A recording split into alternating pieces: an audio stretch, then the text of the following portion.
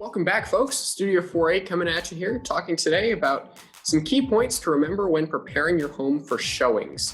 Now, first and foremost, don't let people in who don't have an appointment, aren't accompanied by an agent. It sounds like one of those obvious things, but when you're outside doing some lawn work, you're trimming your hedges, and somebody walks up, sees the sign, takes the pamphlet, and says, "Hey, this is exactly the home we've been looking for. Do you mind if we come in and take a look?" Really to say yes. You can come in and do that, but just don't do it. You're exposing yourself to risk. Your home is potentially not prepared for that. And if these buyers are serious, it's not that much of an ask to say, "Hey, not ready at this point in time. Have your agent get in touch, schedule a showing." If they're serious about your home, they're going to come back to look at it. If they're not doing that, they probably weren't going to purchase your home in the first place. So at the end of the day, not even that big a concern. Yep, that's right, Dan. And to kind of go a little bit further along with that thought process, when you're preparing your home for sale, one of the things to keep in mind is to not be present when there are showings. And so if somebody comes up to your door, knocks on the door and says, "Hey, I'd like to see this. This is exactly what we're looking for." If there's no agent visible or accompanying that purchaser, now potentially you're allowing a member of the public through your house and you're with them. Now, what if there's an appointment that an agent has made and they're bringing buyers through the home? Still a good recommendation to not be present during the showing.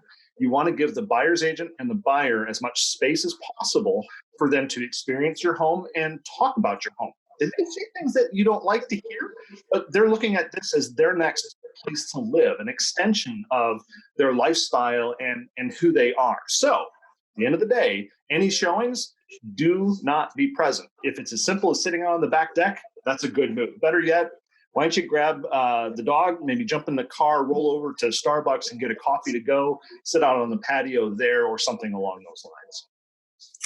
Hey, Todd, you bring up a great point. Another thing to not be present is the dog or the cat or the parakeet. There we go. Or the iguana. There, as much as we love our pets to death and we think nothing could be more charming, and maybe even you're thinking it might help sell the house because they're so adorable, it is just not a good idea. Now, you can't always do that. It's not the most convenient thing to do.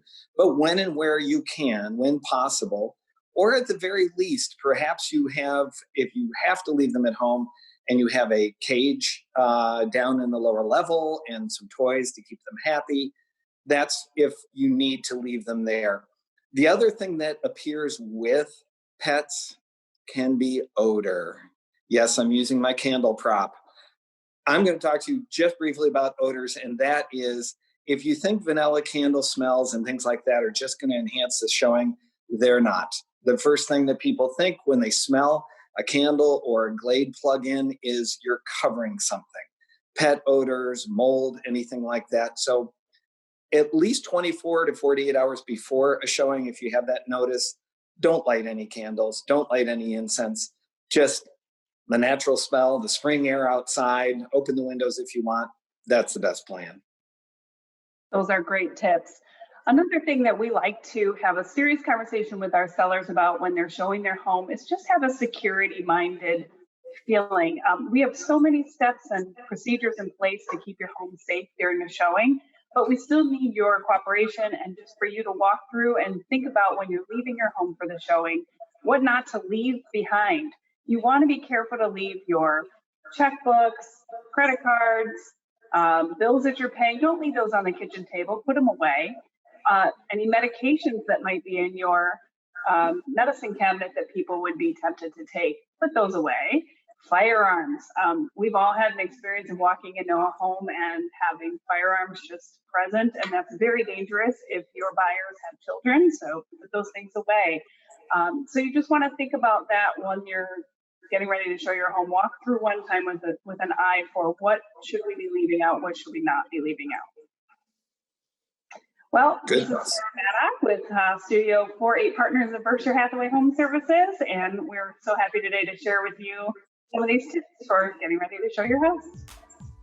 I'm Jeffrey Post. I'm Todd Waller. And I'm Dan Carrillo. Take care, everybody.